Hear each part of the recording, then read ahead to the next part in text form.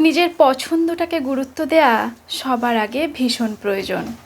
নিজের মনকে যা কিছু স্বস্তি দেয় সেটা করতে পারার মধ্যে মনের আরাম হয়। সবার মাপকাঠিতে নিজেকে বিচার করতে গেলে নিজের মাপকাঠিতে উত্তীর্ণ হওয়াটা খুব মুশকিল। প্রতিবেশী সমাজ আপনাকে সমালোচনার খাতায় রাখবেই। আপনি সমালোচনার ঊর্ধ্বে নন। যেখানে সেলিব্রিটিরা পর্যন্ত ছাড় পায় না, আমরা তো চুনোপুটি।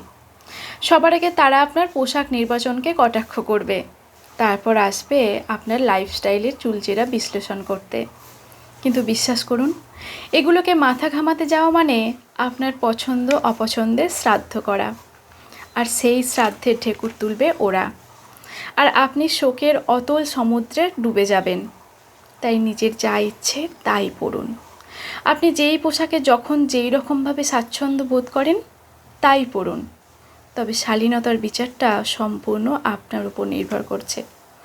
দেখুন, আপনি বিবাহিত, অথচ জিন্স টপ পরে যখন ঘুরে বেড়াবেন, দেখবেন আপনার প্রতিবেশী কিছু মানুষ কেমন নাক কুঁচকে তাকাবে। বিশেষ করে গ্রামে এখনও এইরকম প্রচলন আছে। আসলে তাদের মন এখনও বদ্ধ কুঠুরি থেকে নিজেকে উদ্ধার করতে পারেনি। আবার যদি আপনি সুন্দর করে নিজেকে শাড়িতে মেইনটেইন করতে পারেন, তাই পরুন।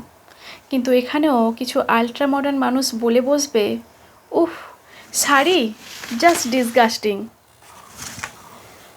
অথচ আমার মনে হয় শাড়ির মতো স্মার্ট ড্রেস আর কিচ্ছু হয় না। তাই বলছিলাম না, নদীর দুই কূলেই হতাশা আফসোস। তাই নিজের শর্তে বাঁচুন, নিজের ইচ্ছেই বাঁচুন। জীবন সুন্দর, শুধু অন্যের তোয়াক্কা একটু কম করতে পারলে।